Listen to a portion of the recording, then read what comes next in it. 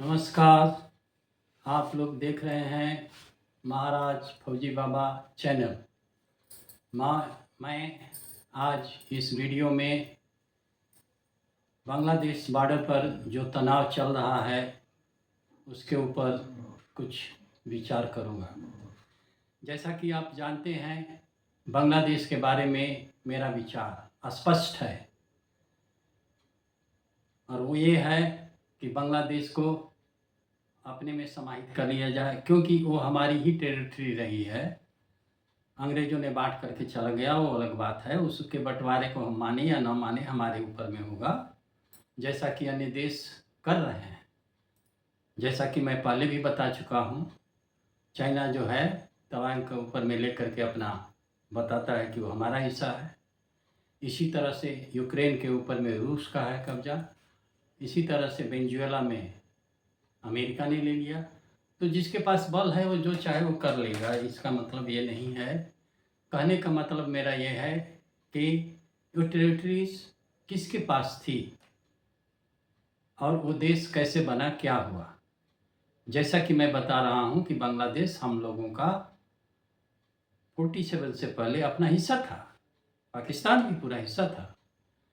इसी तरह से बाकी देश जो थे अपने हिस्से ही थे, लेकिन जब बंटवारा हुआ तो लोग हर एक को, जैसा कि मैंने कहा कि अंग्रेज पूरी रियासत को आज़ाद करके गया। 500 से ऊपर, यानी 550 या 56 कुछ रियासतों के साथ हम लोगों का झगड़ा हुआ। ठीक है, मैं उसके डिटेल में मैं नहीं जा रहा हूँ, लेकिन अभी जो हम लोगों को मौका मिला है बॉर्डर के ऊपर तनाव का, और बॉर्डर के ऊपर तनाव का कारण भी देखा जाए कि बांग्लादेश के लोग, कुछ लोग जो चालाक लोग हैं, वो बांग्लादेश का भी फ़ायदा उठा रहे हैं और भारत का भी फ़ायदा उठा रहे हैं। तो बांग्लादेश समझ रहा है कि भारत का फ़ायदा उठा रहा है तो हमारे अंदर आ रहे हैं, या हमारे से जो लोग हैं जा रहे हैं तो कम लोग होंगे। तो ऐसा ना सोचें, ऐसा सोचने से ठीक नहीं होगा। चलिए, ये तो आंतरिक बात है, लेकिन अगर बांग्लादेश को ऐसे ही छोड़ा जाएगा तो भविष्य में हम लोगों के लिए बहुत परेशानियों का सामना करना पड़ेगा। और ये बात, जैसा कि मैं कहा हूँ, बार बार दोहराता रहूँगा, कहता रहूँगा। और जो भी हमारे सरकार है और सलाहकार हैं लोग, उनसे मैं कहूँगा कि ये जो स्थिति आई हुई है, पहले जो हमारे पास में स्थिति आई थी जब उनके प्रधानमंत्री शेख हसीना आई थी, वो एक बहुत ही उचित समय था।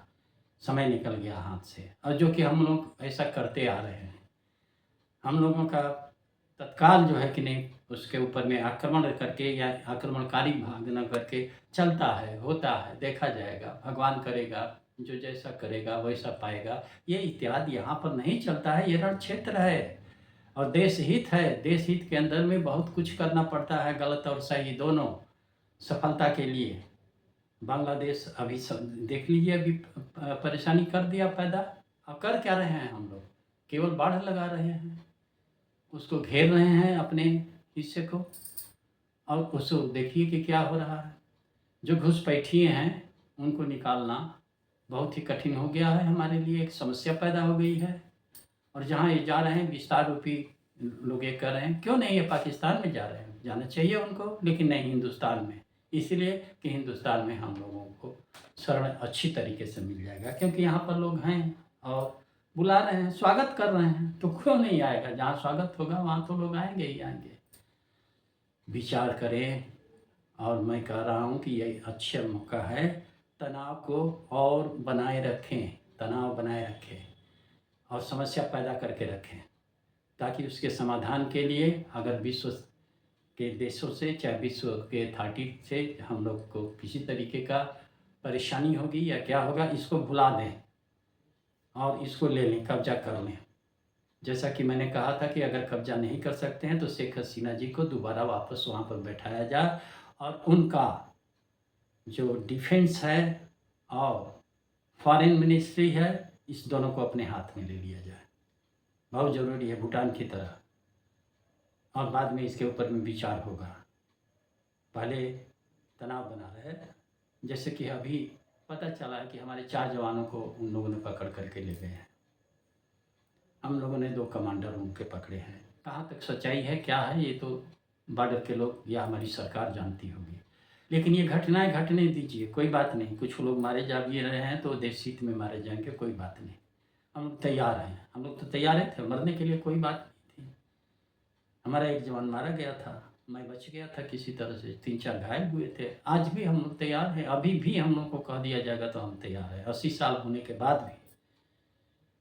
क्योंकि ये समस्या देश के लिए हमेशा बनी रहेगी, बाह्य रूप से। अगर वो सॉवरेन स्टेट होगा, यानी कि देश होगा, कंट्री होगा, तो उसको हम लोग अंतर्राष्ट्रीय दृष्टिकोण से किसी तरीके से रोक नहीं सकते हैं। वो चाइना को बुला सकता है, वो अमेरिका को बुला सकता है, जैसा कि आप लोगों ने सुना ही है। मैं अपने वीडियो में बता भी चुका हूँ कि ये लोग क्रिश्चियन देश बनाने का प्रयास किए थे, पूरा बंगाल को, बांग्लादेश को लेकर के। हाँ, ये सब चीज़ें आप लोग जानते हैं। तो इसके लिए क्या किया जाए, इस समाधान को ये करने के लिए एक ही तरीका है, और क्लियर कट तरीका हम लोग रखें। ठीक है, कभी कभी हम लोग का उद्देश्य बताते नहीं हैं, काम करते हैं, जो भी जैसा भी करे, लेकिन पक्का उद्देश्य हो कि बांग्लादेश हमारा है और हमारा उसके ऊपर में होना चाहिए। बॉर्डर के ऊपर जो तनाव चल रहा है, चलने दीजिए, थोड़े दिन निकलने दीजिए, होने दीजिए। जिस तरीके से होता है, थोड़ी झड़प हो रही है, होने दीजिए। हम लोगों के लिए कोई झड़प होना बहुत बड़ी बात नहीं है, आर्मी वालों के लिए होती है तो होने दीजिए। बीएसएफ कर रहा है, चाहे हमारा मेन आर्मी कर रहा है, चाहे कुछ भी हो रहा है, ये होने दीजिए। एक बात हम लोगों में प्लस पॉइंट है कि शेख हसीना जी को हम लोग अपना ये करें। अरे देखो, कौन यूनिस जी को जानना था, अमेरिका ने आकर के या डीप स्टेट ने सब मिल करके उनको बैठा दिया। क्या वो चीज़ें हम लोग नहीं कर सकते हैं? इस पर विचार हो कि बाहर के देश पता नहीं कहाँ कहाँ से लोग आकर के और चंद मिनटों के अंदर में लोग बैठा दे रहे हैं, और वो यहाँ के राष्ट्रपति हो जा रहे हैं, या वहाँ के सर्वे सर्वा हो जा रहे हैं, जैसा कि आप लोग ने देखा था। क्या ये सब चीज़ हम लोग नहीं कर सकते? और करना चाहिए। हम तो बहुत नज़दीक हैं, हमारे लिए तो बहुत आसान हो जाएगा। लेकिन दूसरे के ऊपर में देख करके दूसरे लोग कर रहे हैं, उनको करने दिया जाए, उनका ये सब चीज़ जो हो रहा है हो जाए। हम लोग जो है अहिंसा के पुजारी हैं, हम लोग जो हैं किसी के ऊपर में आक्रमण नहीं करेंगे, चाहे हमारे ऊपर आक्रमण होता रहे। ये सब बातें भूल जाना चाहिए। ये सब बातें दोहराने से कोई फ़ायदा नहीं है, और न फ़ायदा हुआ और न भविष्य में होगा।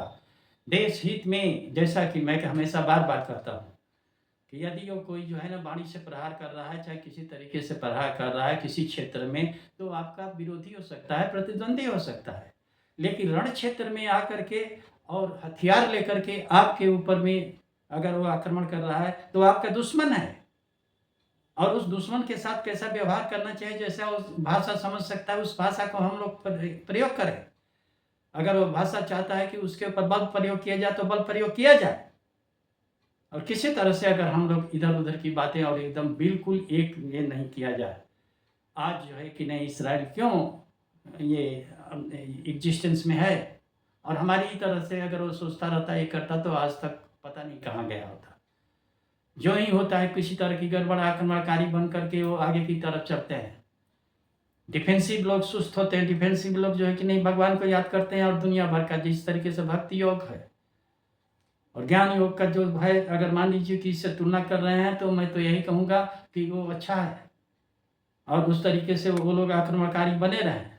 जहाँ पर रण क्षेत्र की बात आती है, वहाँ पर आक्रमणकारी होना आवश्यक है, और जो आक्रमणकारी होगा डिफेंसिव को मार कर भगा देगा, इसमें दो राय नहीं है। और हम लोग विश्वगुरु अभी बाद में रखें, विश्वगुरु जब आप शक्तिशाली हो जाएंगे। आंतरिक दृष्टिकोण से मैं बार बार कह रहा हूँ कि हम लोग शक्तिशाली नहीं है, और बाह्य रूप से भी अगर हम लोग सोच रहे हैं कि ऐसा कर देंगे वैसा कर देंगे, ठीक है, टाइम लगता है, ये मैं इसमें नहीं कह रहा हूँ कि आज ही कर दो और वो भी कर दो, नहीं। अब हम लोगों को अगर आगे बढ़ना है, एडवांस कंट्री बनना है, तो हम लोग को सक्रिय होना पड़ेगा।